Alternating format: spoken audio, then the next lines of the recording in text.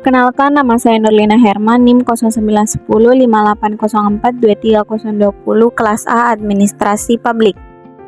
1. Pendahuluan. Lingkungan internal sistem politik terdiri dari berbagai faktor dalam negeri yang berperan dalam mendukung dan membiayai struktur politik negara. Faktor-faktor ini meliputi lingkungan fisik, sosial, dan ekonomi domestik yang saling mempengaruhi kinerja politik dan tujuan nasional suatu negara. 2. Tujuan lingkungan internal sistem politik. 1. Menjaga stabilitas politik dalam negeri. Faktor lingkungan internal berperan dalam menciptakan kondisi politik yang stabil. 2. Mendukung pembangunan nasional. Lingkungan fisik, sosial, dan ekonomi domestik membantu negara mencapai tujuan pembangunan. 3. Memperkuat lembaga negara. Kondisi sosial dan ekonomi yang kuat mendukung peran lembaga negara dalam mengimplementasikan kebijakan publik. 4. Meningkatkan kesejahteraan masyarakat. Lingkungan internal yang kondusif dapat menciptakan kesejahteraan sosial dan ekonomi bagi masyarakat.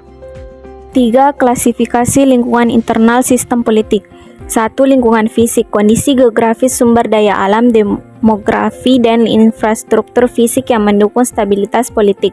2. Lingkungan sosial. Struktur sosial, nilai-nilai budaya, dan interaksi antar individu dalam masyarakat. 3. Lingkungan ekonomi domestik. Sumber daya migas, non-migas, dan pajak yang mendukung ekonomi domestik dan pembangunan nasional.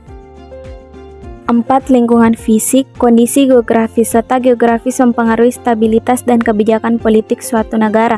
2. Sumber kekayaan alam. Sumber daya alam seperti minyak, gas, dan mineral berperan penting dalam ekonomi dan kebijakan publik. 3. Kondisi demografi. Jumlah, distribusi, dan komposisi penduduk mempengaruhi kebijakan sosial dan ekonomi. 5. Lingkungan sosial. 1. Struktur sosial, pembagian kelas sosial, etnis, dan kelompok dalam masyarakat. 2. Nilai dan norma sosial, pengaruh budaya, agama, dan tradisi terhadap perilaku politik dan sosial.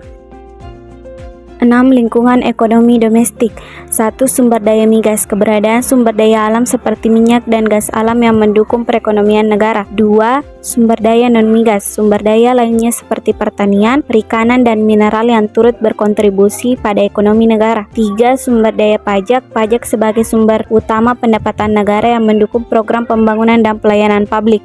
7. Kesimpulan. Lingkungan internal, termasuk fisik, sosial, dan ekonomi domestik, berperan penting dalam mendukung sistem politik suatu negara. Pemahaman terhadap lingkungan internal sangat penting untuk menciptakan stabilitas politik dan mendukung pencapaian tujuan nasional. Lingkungan internal yang kondusif dapat memperkuat lembaga politik dan meningkatkan kesejahteraan masyarakat.